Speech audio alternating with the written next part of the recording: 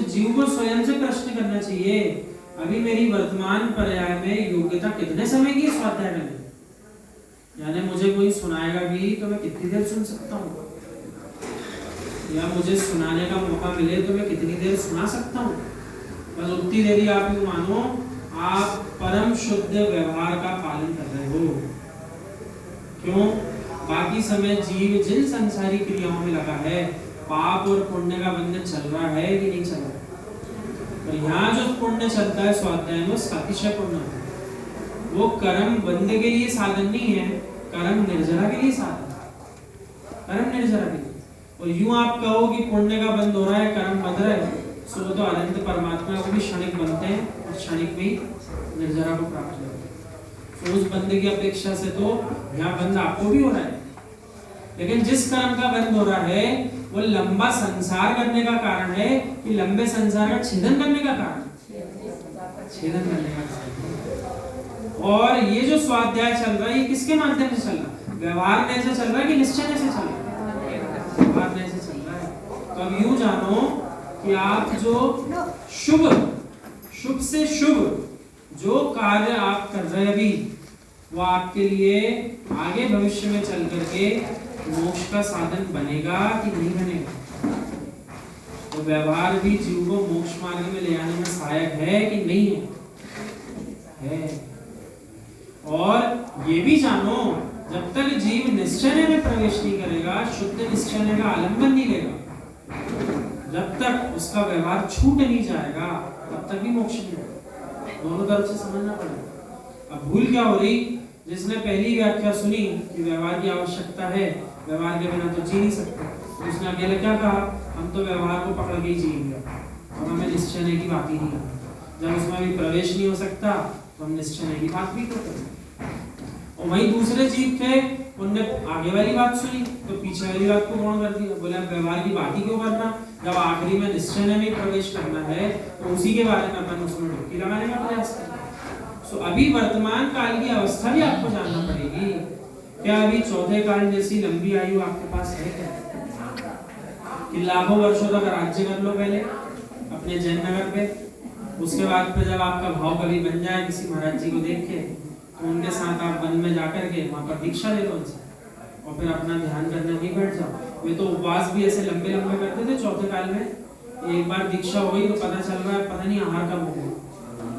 हाँ, क्योंकि उनके लिए आयु इतनी लंबी थी, उनके पास जो है प्रशस्त पुण्य कर्म इतना प्रचंड था कि उनको आहारचर्या की आवश्यकता नहीं पड़ती। ऐसे ऐसे देव होते हैं, यदि उनकी आयु 33 सागर जैसी है, उदाहरण के लिए लंबी आयु वाले देव हैं, सो वो प्रत्येक 33,000 वर्ष में एक बार आंवले के प्रमाण इतना सा भोजन कंठ में, कितना सा आंवले के प्रमाण आगम में वर्णन है। कितने साल बाद? 33,000 साल बाद। ऐसे ऐसे प्रमाण भी है। तो इसका अर्थ क्या हुआ?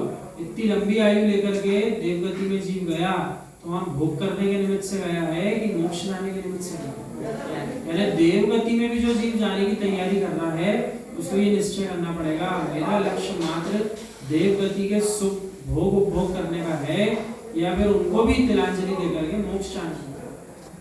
जिनने छोटा सा लक्ष्य बना लिया कि पंचम काल में तो आगे और हो जाएगा, छठवां काल आएगा, तो यहाँ से बच के अपन को बस स्वर्ग जाना। क्यों जाना है?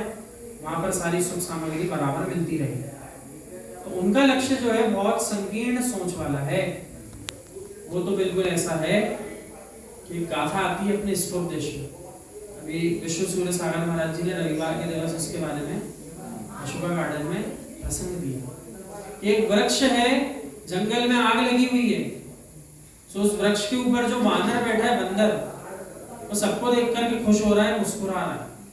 ये भी जल गया, अब ये भी जल गया, देखो ये भी जल गया, मैं तो सुरक्षित हूं। जंगल में पूरे में आग लगी चारों तरफ से, लेकिन अभी उसके पेड़ के पास तक आग पहुंची नहीं थी।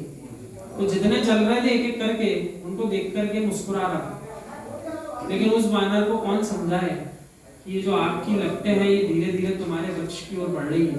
तो जैसे ही तुम्हारे वृक्ष में भी आग लगेगी, जैसे तुम एक एक का कह रहे ये भी जल गया, ये भी चला गया, ये भी चला गया, ऐसे तुम भी चले जाओ, ऐसे ही तुम भी चले जाओ। तो दूसरी गाथा इसी वृक्ष के ऊपर एक और है स्तोपदेश में। जैसे रैन बसेरा होता है उसी प्रकार से सारे पक्षी अलग अलग मार्ग पे जाने वाले रात्रि हो गई थी तो विश्राम करने के लिए पेड़ पर आकर के ठहर गए। कहाँ ठहर गए? एक ही पेड़ पे अन्य अन्य संघों के पक्षी आकर के रात हो गई तो ठहर गए। कब तक के लिए ठहरे? सुबह होने तक का इंतजार कर रहे हैं। जैसी सुबह होगी उसके बाद कोई पक्षी किसी से पूछेगा भी नहीं। जिसको जिस मार्ग पे जाना था अकेले दुकेले जिसके साथ जिसको जाना है वो वहाँ पे चला जाएगा। ऐसी अभी जैन नगर में या जैन नगर में नहीं कहो तो अपने परिवार में कह लो, अभी जितने जीवों का समूह इकट्ठा हुआ है सब रैन बसेरे में रात्रि विश्राम के लिए आकर ठहरे। जैसे ही रात्रि विश्राम का काल पूरा होगा उसके बाद सब एक एक करके अपने अपने समय पर अपने बीच से जाते जाएंगे। उनको कोई ना रोक पाएगा ना रोकने की सामर्थ्य रखता है। ये दोनों गाथाएं जो स्तोपदेश से जीव को वृक्ष के माध्यम से समझाई जा रही है। आप देखो भाई एक वृक्ष पे बैठ के आनंदित हो रहा है कि मैं बच गया, और दूसरा जो है यूं समझा रहा है कि वृक्ष पे जितने आकर बैठे हैं सब कुछ समय के लिए आकर संयोग में मिले। है ना? आप ऐसा मानो जो वर्गणा जिस जीव को जितने समय की सुनने को मिल रही, जिस दिन सुनने को मिल रही, वो भी उसका ऐसा नियोग है इस पर्याय।